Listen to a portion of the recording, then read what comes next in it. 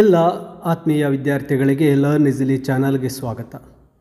Just keep quiet and nobody will notice, poem by Ogden Nash. ಈ ಒಂದು ಪದ್ಯದ ಕನ್ನಡದ ಲೈನ್ ಬೈ ಲೈನ್ ಎಕ್ಸ್ಪ್ಲನೇಷನ್ ಹಾಗೂ ಸಮರಿಯನ್ನು ಈ ವಿಡಿಯೋದಲ್ಲಿ ಡಿಸ್ಕಸ್ ಮಾಡೋಣ. ನೀವು ಮೊದಲನೇ ಬಾರಿಗೆ ಲರ್ನ್ ಈಸಿಲಿ ಚಾನಲ್ನಲ್ಲಿ ಈ ವಿಡಿಯೋ ನೋಡ್ತಾ ಇದ್ದು ಇನ್ನೂ ಸಬ್ಸ್ಕ್ರೈಬ್ ಮಾಡದೇ ಇದ್ದಲ್ಲಿ ತಪ್ಪದೇ ಚಾನಲ್ಗೆ ಸಬ್ಸ್ಕ್ರೈಬ್ ಮಾಡಿಕೊಂಡು ಬೆಲ್ ಐಕನ್ ಪ್ರೆಸ್ ಮಾಡಿ ಆಲ್ ನೋಟಿಫಿಕೇಷನ್ ಆನ್ ಮಾಡ್ಕೊಳ್ಳಿ. Just keep quiet and nobody will notice. ಈ ಪದ್ಯದಲ್ಲಿ ಆಗ್ಡೆನ್ ನ್ಯಾಶ್ ರವರು ನಾವು ಪ್ರತಿಯೊಂದು ಸಣ್ಣ ಸಣ್ಣ ವಿಚಾರಗಳಿಗೂ ಸಹ ಒಂದು ಅಪಾಲಜೀಸ್, ಸಾರಿಯನ್ನು ಕೇಳ್ತಕ್ಕಂಥ, ಕ್ಷಮಾಪಣೆಯನ್ನು ಕೇಳ್ತಕ್ಕಂಥದ್ದು ಸರಿಯಿಲ್ಲ. ಈ ಒಂದು ಥೀಮ್ನಲ್ಲಿ ಅವರು ಒಂದು ಹ್ಯೂಮರಸ್, ಒಂದು ಹಾಸ್ಯಾಸ್ಪದ ಭರಿತವಾಗಿ ಈ ಪದ್ಯವನ್ನು ತಿಳಿಸಿಕೊಟ್ಟಿದ್ದಾರೆ. ಬನ್ನಿ ಲೈನ್ ಬೈ ಲೈನ್ ಎಕ್ಸ್ಪ್ಲನೇಷನನ್ನು ನೋಡೋಣ. ಮೊದಲ ಸಾಲುಗಳಲ್ಲಿ ಆಗ್ಡೆನ್ ನ್ಯಾಶ್ ರವರು ಹೇಳ್ತಾರೆ, there is one thing that ought to be taught in all the colleges, which is that people ought to be taught not to around always making apologies. ನೋಡಿ, ಇಲ್ಲಿ ಹೇಳ್ತಾ ಇದ್ದಾರೆ, ಎಲ್ಲ ಕಾಲೇಜುಗಳಲ್ಲಿ ಕಲಿಸಲೇಬೇಕಾದಂತಹ ಒಂದು ವಿಷಯ ಇದೆ. ಅಂದರೆ ಸಮಾಜದಲ್ಲಿ ಎಲ್ಲರೂ ಕಲಿಯಬೇಕಾದಂಥ ಒಂದು ಪ್ರಮುಖವಾದ ಪಾಠ ಇದೆ ಅಂತ ಹೇಳ್ತಾ ಇದ್ದಾರೆ. ಅದು ಯಾವುದೇನೆಂದರೆ ಅಥವಾ ಅದು ಏನೆಂದರೆ, ಜನರು ಯಾವಾಗಲೂ ಕ್ಷಮೆ ಯಾಚಿಸುವುದನ್ನು ನಿಲ್ಲಿಸಬೇಕು, ಇದನ್ನು ಎಲ್ಲರೂ ಕಲಿಬೇಕು ಅಂತ ಹೇಳ್ತಾರೆ. ಅಂದರೆ ಸಣ್ಣ ಪುಟ್ಟ ವಿಷಯಗಳಿಗೆ, ಕ್ಷುಲ್ಲಕ ವಿಷಯಗಳಿಗೆ ಪದೇ ಪದೇ ಕ್ಷಮೆ ಕೇಳುವುದು ಅನಗತ್ಯ ಮತ್ತು ಇದನ್ನು ಜನರು ಕಲಿಬಾರ್ದು, ಸುಮ್ಮನೆ ಸಾರಿ ಕೇಳ್ತಕ್ಕಂಥದ್ದನ್ನು ಕಲಿಬಾರ್ದು ಅಂತಕ್ಕಂಥದ್ದು ಆಗ್ಡೆನ್ ನ್ಯಾಶ್ ಕವಿಯವರ ಒಂದು ಅಭಿಪ್ರಾಯ. ನಂತರ ಹೇಳ್ತಾರೆ, I do not mean the kind of apologies people make when they run over you or borrow $5 of step on feet. ನೋಡಿ, ಇಲ್ಲಿ ಹೇಳ್ತಾ ಇರ್ತಕ್ಕಂಥದ್ದು, ಕವಿಯವರು ಹೇಳ್ತಾ ಇದ್ದಾರೆ, ಇಲ್ಲಿ $5 ಸಾಲ ತೆಗೆದುಕೊಂಡಾಗ ಅಥವಾ ನಿಮ್ಮ ಕಾಲ ಮೇಲೆ ಯಾರಾದರೂ ಕಾಲನ್ನಿಟ್ಟಾಗ ಕೇಳುವ ಕ್ಷಮೆ ಬಗ್ಗೆ ನಾನು ಹೇಳ್ತಾ ಇಲ್ಲ ಅಂತ. ಇದರರ್ಥ ಕವಿ ನಿಜವಾದ ತಪ್ಪಿಗೆ ಕ್ಷಮೆ ಕೇಳೋದನ್ನು ಒಪ್ಕೋತಾ ಇದ್ದಾರೆ. ಅಂತಹ ಕ್ಷಮೆಗಳು ಸಹಜ ಮತ್ತು ಸರಿಯಾದವು ಅಂತ ಹೇಳ್ತಾ ಇದ್ದಾರೆ. ನೀವು ಯಾರ ಹತ್ರ ಆದರೂ $5 ತೊಗೊಂಡು ಕೊಡದೇ ಇದ್ದಾಗ ಸಾರಿ ಕೇಳೋದು, ಯಾರ ಕಾಲನ್ನು ತುಳಿದಾಗ ಸಾರಿ ಕೇಳೋದು, ಇವೆಲ್ಲ ಸರಿಯಾದವೇ. Because I think that is sort of sweet. ಏಕೆಂದರೆ ಅಂತಹ ಒಂದು ಅಪಾಲಜಿಗಳು, ಅಂತಹ ಕ್ಷಮೆಗಳು ಒಂದು ರೀತಿಯಲ್ಲಿ ಮುದ್ದಾಗಿರ್ತವೆ, ಚೆನ್ನಾಗಿರುತ್ತೆ ಅಂತ. ಪ್ರಾಮಾಣಿಕವಾಗಿ ಮಾಡಿದ ತಪ್ಪಿಗೆ ಕೇಳುವ ಕ್ಷಮೆಗಳು ಮಾನವ ಸಂಬಂಧಗಳಲ್ಲಿ ಒಂದು ಮಾಧುರ್ಯವನ್ನು ಹೆಚ್ಚಿಸುತ್ತೆ ಅಂತಕ್ಕಂಥದ್ದು ಕವಿ ಹೇಳ್ತಾರೆ. No, I object to one kind of apology alone, which is when people spend their time and you apologising for everything they own. ನೋಡಿ, ಇಲ್ಲಿ ಹೇಳ್ತಾ ಇದ್ದಾರೆ, ಇಲ್ಲಿ ನಾನು ಕೇವಲ ಒಂದು ರೀತಿಯ ಕ್ಷಮೆಗೆ ಮಾತ್ರ ಆಕ್ಷೇಪಣೆ ಮಾಡ್ತೇನೆ. ಅದು ಯಾವುದಪ್ಪ ಅಂದರೆ, ಇಲ್ಲಿ ಒಂದು ನಿರ್ದಿಷ್ಟ ರೀತಿಯ ಕ್ಷಮೆಯನ್ನು ಮಾತ್ರ ವಿರೋಧ ಮಾಡ್ತಾ ಇದ್ದಾರೆ. ಅಂಥದ್ದು ಯಾವುದು ಅಂದರೆ, ಜನರು ತಮ್ಮ ಮತ್ತು ನಿಮ್ಮ ಸಮಯವನ್ನು ತೆಗೆದುಕೊಂಡು ಎಲ್ಲದಕ್ಕೂ ಕ್ಷಮೆ ಕೇಳುವುದರಲ್ಲಿ ಕಾಲ ಕಳೀತಾರೆ. ಕಾಲ ಕಳೀತಕ್ಕಂತಹ ಕ್ಷಮೆ, ನಿಮ್ಮ ಟೈಮನ್ನು ವೇಸ್ಟ್ ಮಾಡ್ತಾ ಇರ್ತಾರೆ ಸಾರಿ ಕೇಳಿಕೊಂಡು, ಅವರ ಟೈಮನ್ನು ಕೂಡ ವೇಸ್ಟ್ ಮಾಡ್ತಾ ಇರ್ತಾರೆ ಸಾರಿ ಕೇಳಿಕೊಂಡು. ಅಂತಹ ಒಂದು ಕ್ಷಮೆಗಳನ್ನು ನಾನು ವಿರೋಧಿಸ್ತೇನೆ ಅಂತ ಹೇಳ್ತಾರೆ. ಅಂದರೆ ತಮ್ಮ ಆಸ್ತಿ, ವಸ್ತುಗಳು ಅಥವಾ ಜೀವನ ಶೈಲಿಯ ಬಗ್ಗೆ ನಿರಂತರವಾಗಿ ಕ್ಷಮೆ ಕೇಳುವವರ ಬಗ್ಗೆ ಕವಿ ಅಸಮಾಧಾನವನ್ನು ವ್ಯಕ್ತಪಡಿಸ್ತಾರೆ. ಇದು ಸಮಯದ ವ್ಯರ್ಥ ಅಂತಕ್ಕಂಥದ್ದನ್ನು ಹೇಳ್ತಾ ಇದ್ದಾರೆ. ನೋಡಿ, ಈ ಒಂದು ಸಮಯದ ವ್ಯರ್ಥ ಮಾಡ್ತಕ್ಕಂತಹ ಕ್ಷಮೆಯಾಚನೆಗಳು ನಿಜವಾಗಲೂ ನಾವು ಸಹ ವಿರೋಧಿಸಬೇಕಾಗತ್ತೆ ಅಂತಕ್ಕಂಥದ್ದು ಇಲ್ಲಿ ನಾವು ಗಮನಿಸಬೇಕಾಗಿರ್ತಕ್ಕಂತಹ ವಿಷಯ. ಸುಮ್ಮನೆ ಸಾರಿ ಕೇಳೋದು ಅದು ಟೈಮ್ ವೇಸ್ಟ್ ಅಂತಕ್ಕಂಥದ್ದನ್ನು ಹೇಳ್ತಾರೆ. ನಂತರ, you go to their house for a meal or the partridge is veal. ನೋಡಿ, ಇಲ್ಲಿ ಹೇಳ್ತಾ ಇದ್ದಾರೆ, ನೀವು ಊಟಕ್ಕಾಗಿ ಅವರ ಮನೆಗೆ ಹೋದಾಗ, ಒಂದು ಅರ್ಥನೇ ಒಂದು ಉದಾಹರಣೆ ಮೂಲಕ ಈ ಕವಿ ಇದನ್ನ ಹೇಳ್ತಾ ಇದ್ದಾರೆ. ಅವರು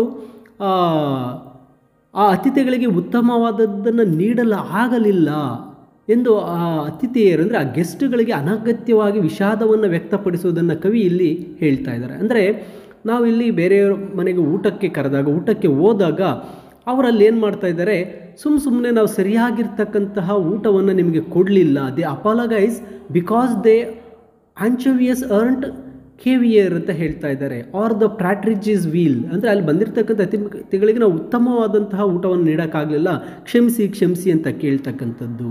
ಅಲ್ಲಿ ಸರಿಯಾದಂತಹ ಊಟವನ್ನು ನೀಡದೇ ಇದ್ದಕ್ಕೆ ಕ್ಷಮೆ ಕೇಳೋದು ಇದು ಒಂದು ರೀತಿ ಅನಗತ್ಯ ಅಂತ ಹೇಳ್ತಾರೆ. ನಂತರ ಸಾಲುಗಳಲ್ಲಿ ಹೇಳ್ತಾರೆ, they apologise privately for the crudeness of their guests and they apologise publicly for their wives housekeeping or their husbands jests. ನೋಡಿ, ಇಲ್ಲಿ ಹೇಳ್ತಾ ಇದ್ದಾರೆ, ಅತಿಥಿಗಳು ಅವ್ರು ಬಂದಾಗ ಆ ಒಂದು ಕ್ಷಮೆಯನ್ನು ಕೇಳಬೇಕಾದ್ರೆ ಕೆಲವು ಪ್ರೈವೇಟಾಗಿ ಕೇಳ್ತಾರೆ. ಅಂದರೆ ಸಾಮಾಜಿಕ ಒಂದು ವಲಯದಲ್ಲಿ ಬಗ್ಗೆ ಕ್ಷಮೆ ಕೇಳುವ ಮೂಲಕ ಅತಿಥಿಯರು ತಮ್ಮನ್ನು ಕಡಿಮೆ ಮಾಡ್ಕೊಳ್ತಾರೆ ಅಂತ ಕವಿ ಇಲ್ಲಿ ಹೇಳ್ತಾರೆ. ಮತ್ತು ತಮ್ಮ ಹೆಂಡತಿಯ ಮನೆ ಒಂದು ಹೌಸ್ ಕೀಪಿಂಗ್, ಮನೆ ನಿರ್ವಹಣೆ ಬಗ್ಗೆ ಅಥವಾ ಗಂಡನ ಒಂದು ಹಾಸ್ಯದ ಬಗ್ಗೆ ಅವ್ರು ಏನು ಮಾಡ್ತಾರೆ, ಪಬ್ಲಿಕ್ಕಾಗಿ ಕ್ಷಮೆ ಕೇಳ್ತಾರೆ. ಅವರದೇ ತಪ್ಪುಗಳಿಗೆ ಒಂದು ಪ್ರೈವೇಟಾಗಿ ಕ್ಷಮೆ ಕೇಳಿದರೆ, ಹೆಂಡತಿ ಅಥವಾ ಗಂಡನ ಬಗ್ಗೆ ಹೆಂಡತಿ ಆಗ್ಬೋದು, ಹೆಂಡತಿಯ ಬಗ್ಗೆ ಗಂಡನ ಆಗ್ಬೋದು, ಪಬ್ಲಿಕಲ್ಲಿ ಎಲ್ಲರ ಮುಂದೆ ಕೂಡ ಕ್ಷಮೆಯನ್ನು ಕೇಳ್ತಕ್ಕಂಥದ್ದನ್ನ ಕವಿ ಹೇಳ್ತಾ ಇದ್ದಾರೆ. ಇದು ಒಂದು ರೀತಿ ಆತ್ಮವಿಶ್ವಾಸದ ಕೊರತೆ ಅನ್ನೋದು ಅರ್ಥ ಆಗುತ್ತೆ. If they give you a book of Dickens they apologise because it isn't by Scott. ಅಂದರೆ ನಿಮಗೆ ಒಂದು ಡಿಕನ್ಸನ್ರವರ ಪುಸ್ತಕವನ್ನು ನೀಡಿದರೆ ಅದು ಸ್ಕಾಟ್ರವ್ರದ್ದಲ್ಲ ಅಂತ ಕ್ಷಮೆ ಕೇಳೋದು. ಅಂದರೆ ಉತ್ತಮವಾದದ್ದನ್ನು ನೀಡಿದರೂ ಕೂಡ ಅದು ಇನ್ನಷ್ಟು ಉತ್ತಮವಾಗಿ ಕೊಡಲಿಲ್ವಲ್ಲ ಅಂತ ಕ್ಷಮೆ ಕೇಳ್ತಾರೆ. ಇದು ಕೂಡ ವ್ಯರ್ಥ ಅಂತಕ್ಕಂಥದ್ದು ಕವಿ ಹೇಳ್ತಾರೆ. And if they take you to the theatre they apologise for the acting and dialogue and the plot. ಇಲ್ಲಿ ಕೆಲವರು ನಿಮ್ಮನ್ನು ಒಂದು ಫಿಲಿಮ್ ಥಿಯೇಟ್ರ್ ಕರ್ಕೊಂಡು ಹೋದರೂ ಕೂಡ ಅಲ್ಲಿ ಸಿನಿಮಾದಲ್ಲಿ ನಟನೆ ಚೆನ್ನಾಗಿಲ್ಲ, ಸಂಭಾಷಣೆ ಚೆನ್ನಾಗಿಲ್ಲ, ಸಿನಿಮಾ ಸ್ಟೋರಿ ಚೆನ್ನಾಗಿಲ್ಲ ಅಂತ ಇವರು ಕ್ಷಮೆ ಕೇಳ್ತಾ ಇರ್ತಾರೆ. ಅಂದರೆ ತಮ್ಮ ಆಯ್ಕೆಗಳು ಅಥವಾ ಒದಗಿಸಿದ ಮನೋರಂಜನೆ ಚೆನ್ನಾಗಿಲ್ಲ ಅನ್ನೋದ್ರ ಬಗ್ಗೆ ಅತಿಯಾಗಿ ಯೋಚಿಸಿ ಕ್ಷಮೆ ಕೇಳೋದು ಕೂಡ ಒಂದು ರೀತಿ ವಿಡಂಬನಾತ್ಮಕ, ಅದೊಂದು ಹಾಸ್ಯವನ್ನು ತರಿಸುತ್ತೆ. ಯಾವ್ದೋ ಫಿಲಿಮ್ಗೆ ನಾವ್ಯಾಕೆ ಕ್ಷಮೆ ಕೇಳಬೇಕು, ಅಯ್ಯೋ ಫಿಲಿಮ್ ಚೆನ್ನಾಗಿರಲಿಲ್ಲ, ಸಾರಿ ಕರ್ಕೊಂಬಂದುಬಿಟ್ಟೆ ಅಂತಾರೆ. ಇದು ಬೇಕಾಗಿಲ್ಲ ಅಂತಕ್ಕಂಥದ್ದು ಕವಿಯವರು ಹೇಳೋದು. They contain more milk of human kindness than the most capacious dairy can. ನೋಡಿ, ಇಲ್ಲಿ ಹೇಳ್ತಾ ಇರಲಿಲ್ಲ, ಇವರು ಡೈರಿಯಲ್ಲಿ ಇರೋದಕ್ಕಿಂತ ಹೆಚ್ಚಿನ ಮಾನವೀಯ ದಯೆಯನ್ನು ಇವರು ಹೊಂದಿರ್ತಾರೆ. ಇಲ್ಲಿ ಕವಿ ಈ ವ್ಯಕ್ತಿಗಳನ್ನು ಕೆಟ್ಟವರೆಂದು ಹೇಳ್ತಾ ಇಲ್ಲ, ಬದಲಾಗಿ ಅವರು ಅತಿಯಾದ ಕರುಣಾಳುಗಳು, ಇತರರನ್ನು ಮೆಚ್ಚಿಸಲು ಅವರು ಪ್ರಯತ್ನ ಪಡ್ತಾ ಇರ್ತಾರೆ. ಅಂತಹ ಕ್ಷಮೆಗಳು ಬೇಕಾಗಿಲ್ಲ ಅಂತ ಹೇಳ್ತಾರೆ. But if you are from out of town they apologise for everything local and if you are foreigner they apologise for everything American. ಅಂದರೆ ನೀವು ಬೇರೆ ಊರಿನವರಾಗಿದ್ದರೆ ಈ ಲೋಕಲ್, ಈ ಸ್ಥಳೀಯರ ಬಗ್ಗೆ ಕ್ಷಮೆ ಕೇಳ್ತಾರೆ. ನೀವೇನಾದರೂ ಫಾರಿನರ್ಸ್ ಆಗಿದ್ದರೆ ಅಮೇರಿಕನ್ ಎಲ್ಲದರ ಬಗ್ಗೆ ಕ್ಷಮೆ ಕೇಳ್ತಾರೆ ಅಂತ.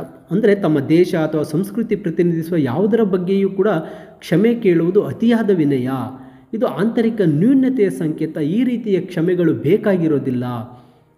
ಇಲ್ಲಿ ಎಲ್ಲ ಲೋಕಲ್ ಅವ್ರ ಬಗ್ಗೆ ನೀವು ಕ್ಷಮೆ ಕೇಳೋದು ತಪ್ಪೋದು ಸರಿಯಲ್ಲ ಅಂತಕ್ಕಂಥದ್ದು ಕವಿಯವರ ಒಂದು ವಾದ. ನಂತರ ಹೇಳ್ತಾರೆ, I dread these apologisers even as I am depicting them I shudder as I think of the hours that must be spend in contradicting them. ನಾನು ಇವರನ್ನು ವಿವರಿಸ್ತಾ ಇರಬೇಕಾದ್ರೆ ನಾನು ಕ್ಷಮೆ ಕೇಳೋರ ಬಗ್ಗೆ ಭಯಪಡ್ತೇನೆ. ಅಂದರೆ ಇಂಥ ಜನರು ಎಷ್ಟು ಕಿರಿಕಿರಿ ಉಂಟು ಮಾಡ್ತಾರೆ ಅಂತಕ್ಕಂಥದ್ದನ್ನು ಕವಿ ಹೇಳ್ತಾರೆ. ಅವರೊಂದಿಗೆ ವ್ಯವಹರಿಸುವುದು ಒಂದು ರೀತಿಯ ಮಾನಸಿಕವಾದ ಒಂದು ಟಯರ್ಡ್ನೆಸ್ ಆಗಿಬಿಡುತ್ತೆ. ಅವರನ್ನು ವಿರೋಧಿಸಿ ಹೇಳಲು ಕಳೆಯಬೇಕಾದ ಗಂಟೆಗಳ ಬಗ್ಗೆ ಇವರು ಯೋಚನೆ ಮಾಡ್ತಾ ಇದ್ದಾರೆ. ಅಂದರೆ ಈ ಕ್ಷಮೆ ಕೇಳುವವರನ್ನು ಸಮಾಧಾನಪಡಿಸಲು, ಅವರ ಮಾತುಗಳನ್ನು ಖಂಡಿಸಲು ಬಹಳಷ್ಟು ಸಮಯ, ಶಕ್ತಿ ವ್ಯಯಿಸಬೇಕಾಗತ್ತೆ ಅಂತ ಕವಿ ಹೇಳ್ತಾ ಇರ್ತಕ್ಕಂಥದ್ದು. ನಂತರ, because you are very rude if you let them emerge from an argument victorious. ಏಕೆಂದರೆ ಅವರನ್ನು ವಾದದಲ್ಲಿ ಗೆಲ್ಲಲು ಬಿಟ್ಟರೆ ನೀವು ತುಂಬ ಹೊರಟಾಗ್ತೀರಾ ಅಂತ. ಅಂದರೆ ಅವರು ತಮ್ಮ ವಸ್ತುಗಳನ್ನು ಅಥವಾ ಆಯ್ಕೆಗಳನ್ನು ಕೆಟ್ಟು ಅಂತ ಹೇಳಿದಾಗ ಅದನ್ನು ಒಪ್ಪಿಕೊಂಡ್ರೆ ನೀವು ಅವರನ್ನು ಅಗೌರವಿಸಿದಂತೆ ಅಂತ ಭಾವಿಸ್ತಾರೆ. ಅದಕ್ಕೆ ಅವರು ಆರ್ಗ್ಯೂ ಮಾಡೋಕ್ಕೆ ಶುರು ಮಾಡ್ತಾರೆ.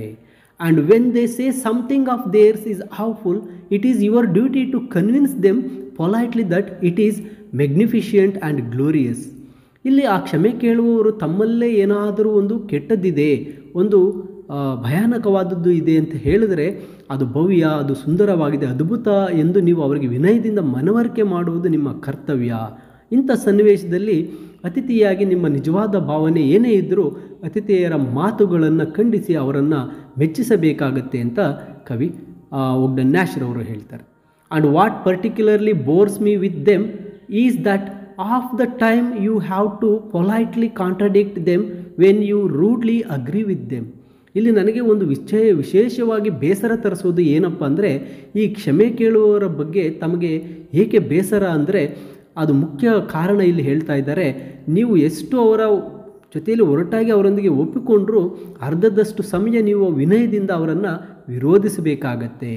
ಅಂದರೆ ಅತಿಥೇಯರು ಅಂದರೆ ನಮ್ಮ ಜೊತೆ ಮಾತಾಡ್ತಕ್ಕಂಥವ್ರು ಏನು ಕ್ಷಮೆ ಕೇಳ್ತಾ ಇರ್ತಾರೆ, ಅವರು ತಮ್ಮ ವಸ್ತುಗಳು ಕೆಟ್ಟವು ಅಂತ ಹೇಳಿದಾಗ ನೀವು ಅದನ್ನು ಒಪ್ಪಿಕೊಂಡ್ರೆ ಅದು ನಿಮ್ಮ ಒರಟತನವಾಗುತ್ತೆ. ಆದ್ದರಿಂದ ನೀವು ನಿಮ್ಮ ಮನಸ್ಸಿನಲ್ಲಿ ಒಪ್ಪಿಕೊಂಡ್ರೂ ಹೊರನೋಟಕ್ಕೆ ಅವರನ್ನು ವಿರೋಧಿಸಿ ಹೊಗಳಬೇಕಾಗತ್ತೆ ಅಂತ ಕವಿ ವ್ಯಂಗ್ಯವಾಗಿ ಹೇಳ್ತಾರೆ. ನಂತರ I think there is one rule every host and hostess ought to keep with the comb and nail file and bicarbonate and aromatic spirits on a hand shelf. ಆದ್ದರಿಂದ ಪ್ರತಿ ಒಬ್ಬ ಗೆಸ್ಟ್ ಅಥವಾ ಅತಿಥೇಯರು ತಮ್ಮ ಒಂದು ಬಾಚಣೆಗೆ ಉಗುರು ಕಟ್ ಮಾಡ್ತಕ್ಕಂಥದ್ದು ಮತ್ತು ಬೈಕಾರ್ಬೊನೇಟ್ ಮತ್ತು ಆರೋಮ್ಯಾಟಿಕ್ ಸ್ಪಿರಿಟ್ಗಳ ಜೊತೆಗೆ ಒಂದು ನಿಯಮವನ್ನು ಅವರು ಶೆಲ್ಫ್ನ ಮೇಲೆ ಇಡಬೇಕಾಗತ್ತೆ. ಅಂದರೆ ಇಲ್ಲಿ ಕವಿ ಹೇಳೋದು ಪ್ರಮುಖ ಮತ್ತು ಪ್ರಾಯೋಗಿಕ ಸಲಹೆಯನ್ನು ನೀಡ್ತಾ ಇದ್ದಾರೆ. ಪ್ರಥಮ ಒಂದು ಕಿಟ್ ಅಂದರೆ ಇಲ್ಲಿ ಫಸ್ಟ್ ಏಡ್ ಕಿಟ್ನಲ್ಲಿರುವ ವಸ್ತುಗಳಂತೆ ಮುಖ್ಯವಾದದ್ದನ್ನು ಹೇಳ್ತಾ ಇದ್ದಾರೆ. Which is don't spoil the denouement by telling the guests everything is terrible but let them have the thrill of finding it out for themselves. ಅಂದರೆ ನಾವು ಯಾವಾಗಲೂ ಒಂದು ಫಸ್ಟ್ ಏಡ್ ಕಿಟ್ ಥರ ನಮ್ಮ ಹತ್ರ ಒಂದು ವಿಷಯವನ್ನು ಇಟ್ಕೊಂಡಿರಬೇಕು. ನಮ್ಮ ಜೊತೆ ಯಾರು ಹೆಚ್ಚು ವಾದ ಮಾಡ್ತಾರೆ ಅಥವಾ ಸಾರಿಗಳನ್ನು ಕೇಳ್ತಾ ಇರ್ತಾರೆ, ಬೇರೆ ವಿಷಯಕ್ಕೆಲ್ಲ ಸಾರಿ ಕೇಳ್ತಾರೆ, ಅವರಿಗೆ ನಾವು ಒಂದು ರೆಡಿಮೇಡಾಗಿ ಇಟ್ಕೊಂಡಿರ್ಬೇಕು. ಅದೇನೆಂದರೆ ಇಲ್ಲಿ ಆ ಅತಿಥಿಗಳಿಗೆ ಆ ರೀತಿ ಹೇಳುವವರಿಗೆ ಇಲ್ಲಿರೋದೆಲ್ಲ ಕೆಟ್ಟದ್ದು, ಭಯಾನಕವಾದದ್ದು ಅಂತ ಆ ವಿಷಯವನ್ನು ಹೇಳಿ ಅಲ್ಲಿ ಆ ಸಂಬಂಧವನ್ನು ಹಾಳು ಮಾಡಬೇಡಿ. ಬದಲಿಗೆ ಅವರಿಗೆ ಸ್ವತಃ ಅದನ್ನು ಕಂಡುಕೊಳ್ಳುವಂತಹ ಒಂದು ಆಯ್ಕೆಯನ್ನು ನೀಡಿ ಅಂತ ಹೇಳ್ತಾರೆ. ಅಂದರೆ ಅವರು ತಮ್ಮ ವಸ್ತುಗಳು ಅಥವಾ ವ್ಯವಸ್ಥೆಗಳ ಬಗ್ಗೆ ಒಂದು ರೀತಿ ನೆಗೆಟಿವ್ ಆಗಿ ನಕಾರಾತ್ಮಕವಾಗಿ ಅವರ ಬಗ್ಗೆ ಹೇಳಿ ಅತಿಥಿಗಳ ಒಂದು ಅನುಭವ ಅವರ ಮನೋಭಾವವನ್ನು ಹಾಳು ಮಾಡಬಾರ್ದು. ಒಂದು ವೇಳೆ ಏನಾದರೂ ಅಲ್ಲಿ ಕೆಟ್ಟದ್ದು ನ್ಯೂನ್ಯತೆ ಇದ್ದು ಅದನ್ನು ಅತಿಥಿಗಳು ತಾವಾಗೇ ಗಮನಿಸಿಕೊಳ್ಳಬೇಕು. ಆ ರೀತಿಯಾಗಿ ಮಾಡಿ ಈ ಮೂಲಕ ಕವಿ ಆ ನಕಾರಾತ್ಮಕ ಕ್ಷಮೆ ಕೇಳುವುದನ್ನು ನಿಲ್ಲಿಸಲು ಸಲಹೆ ನೀಡ್ತಾ ಇದ್ದಾರೆ. ಅಂದರೆ ಅತಿ ಹೆಚ್ಚಾಗಿ ಒಂದು ಕ್ಷಮೆ ಕೇಳ್ತಕ್ಕಂಥದ್ದನ್ನು ನಿಲ್ಲಿಸುವಂತೆ ಮಾಡಿ ಅಂತ ಕವಿಯವರು ಓಗ್ಡನ್ ನ್ಯಾಶ್ರವರು ತಿಳಿಸ್ತಾ ಇದ್ದಾರೆ. ಮೈ ಡಿಯರ್ ಸ್ಟೂಡೆಂಟ್ಸ್, ಇದು just keep quiet and nobody will notice ಒಂದು ಪೊಯಮ್ನ ಕನ್ನಡದ ಸರಳವಾದಂತಹ ಎಕ್ಸ್ಪ್ಲನೇಷನ್ ಮತ್ತು ಸಾರಾಂಶ ಆಗಿದೆ. ಇದರ ಇಂಗ್ಲೀಷ್ ಸಮರಿ PDF ವಿಡಿಯೋದ ಡಿಸ್ಕ್ರಿಪ್ಷನ್ನಲ್ಲಿದೆ, ನೀವು ಡೌನ್ಲೋಡ್ ಮಾಡಿಕೊಳ್ಳಬಹುದು. ಹಾಗೆ ಹೆಚ್ಚಿನ ವಿಡಿಯೋಗಳಿಗೆ ತಪ್ಪದೆ ಲರ್ನ್ ಈಸಿಲಿ ಚಾನಲ್ ಸಬ್ಸ್ಕ್ರೈಬ್ ಮಾಡಿಕೊಳ್ಳಿ ಅಂತ ಹೇಳ್ತಾ thank you for watching this video.